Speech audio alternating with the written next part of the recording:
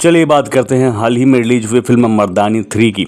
मर्दानी 3 में एक बार फिर से रानी मुखर्जी मर्दानी 2 के बाद आ रही हैं और ये फिल्म समाज को जागरूक करने के लिए ही बनाया गया है, यानी कि काफी बेहतरीन फिल्म है। इसकी कहानी जबरदस्त है और ऐसी घटनाओं पर आधारित है जैसी घटनाएं होती हैं और रानी मुखर्जी ने काफी बेहतरीन एक्टिंग की है इस फिल्म के अंदर। अब चलिए बात करते हैं कि फिल्म की कहानी कैसे है। कहानी की शुरुआत होती है बुलंदशहर से, जहां पर 2 बच्चियों को किडनैप कर लिया जाता है। उधर एसएसपी शिवानी रॉय यानी कि रानी मुखर्जी सीआरपीएफ के साथ सुंदरवन में ह्यूमन ट्रैफिकिंग और ड्रग माफिया को पकड़ लेती हैं। बुलंदशहर में जो 2 बच्चियां किडनैप होती हैं उनमें से एक भारतीय राजदूत की बेटी होती है।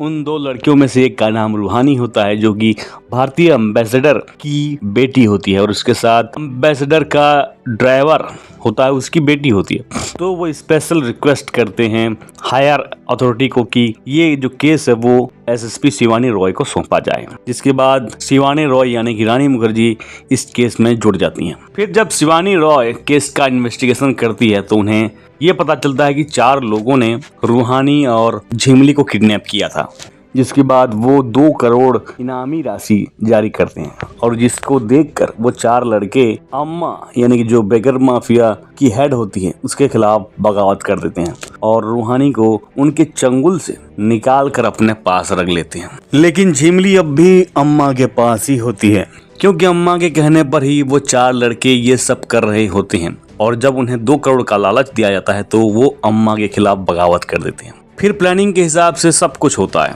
एक लड़के को पकड़ लेते हैं। फिर पता चलता है कि ये बेगर माफिया का काम है, लेकिन शिवानी रॉय को लगता है कि कहीं ये उससे बड़ा मामला हो सकता है, सिर्फ बेगर माफिया तक ही ये सीमित नहीं है। जिसके बाद उन्हें एक और बात पता चलती है कि रामानुजन नाम का एक लड़का है जो बेगर माफियाओं को पकड़वाता है और उन्हें खबर मिलती है कि अम्मा कि 2 लड़के रामानुजन को मारने वाले हैं और वहां पर पहुंच जाती है एसएसपी रॉय। पहुंचने के बाद वो जो 2 शूटर आए हुए होते हैं उसको शिवानी रॉय मार देती है और रामानुजन की जान बचाती है। इसके बाद रामानुजन शिवानी रॉय की नजर में एक हीरो बन जाता है, क्योंकि वो पहले से ऐसा काम कर रहा होता है। तो जब उन्हें रूहानी का पता चल जाता है तब रामानुजन भी उनके साथ गया हुआ होता है। वो रेस्क्यू करने ही वाले होते हैं कि रामानुजन रूहानी को मार देता है। अब इसके बाद क्या क्या होगा? क्या झिमली को बचा पाएगी शिवानी रॉय? क्या शिवानी रॉय को ये पता चलेगा कि रूहानी को रामानुजन ने मारा है? और रामानुजन और अम्मा का क्या कनेक्शन है? क्या ये सब पता कर पाएगी? इसको जानने के लिए आपको ये फिल्म देखना पड़ेगा।